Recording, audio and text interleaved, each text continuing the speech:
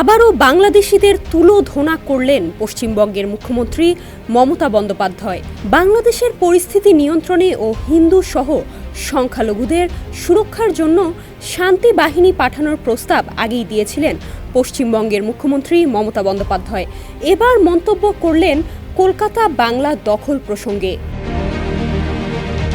সম্প্রতি বাংলাদেশের সামরিক বাহিনীর সাবেক সদস্য মিনহাজ প্রধান বলেছিলেন 4 দিনে কলকাতা দখল করে নেব। অন্যদিকে বিএনপির সিনিয়র যুগ্ম মহাসচিব রুহুল কবির রিজভী বলেছেন চট্টগ্রাম দখলে নিলে বাংলা, বিহার, উড়িষ্যা ফেরত দিতে হবে। ভারতীয় সংবাদ মাধ্যমে এ নিয়ে বিকৃত প্রতিবেদন প্রকাশিত হওয়ার পর এ নিয়ে সরব হয়েছেন মমতা। সোমবার বিধানসভায় পাল্টা মন্তব্য করেছেন পশ্চিমবঙ্গের মুখ্যমন্ত্রী মমতা বন্দ্যোপাধ্যায়। তিনি বলেন, আমরা বসে ললিপপ খাবো না। এদিন বিধানসভায় স্বাস্থ্য সংক্রান্ত একটি প্রশ্নের উত্তর দিতে গিয়ে কথা প্রসঙ্গে মমতা বাংলাদেশ প্রসঙ্গ টেনে আনেন। তিনি হুঙ্কার দিয়ে বলেন, পশ্চিমবঙ্গ বা ভারতের কোথাও কোনো জায়গা দখলের মুরুদ নেই বাংলাদেশের। কেউ যদি কলকাতা বা বাংলা দখল করতে আসে তাহলে রাজ্য সরকার মোটেও চুপচাপ বসে ললিপপ খাবে না বলে স্পষ্টভাবে জানিয়ে দিয়েছেন কলকাতার মুখ্যমন্ত্রী।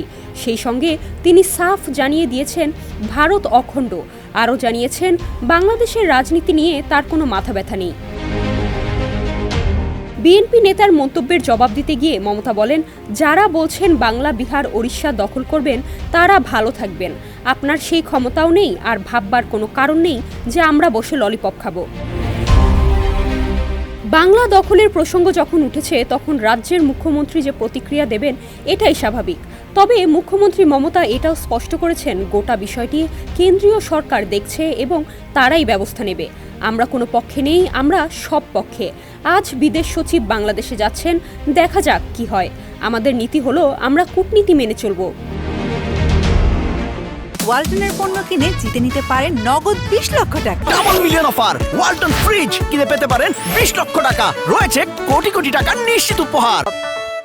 এদিন ভারতীয় গণমাধ্যমের একাংশের এক হাত নেন মমতা। পরোক্ষভাবে বিজেপিকে নিশানা করে তিনি বলেন, কয়েকটা মিডিয়া যা করছে তা যথাযথ নয়।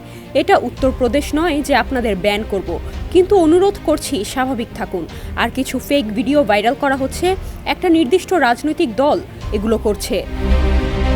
ডেস্ক রিপোর্ট, সমকাল।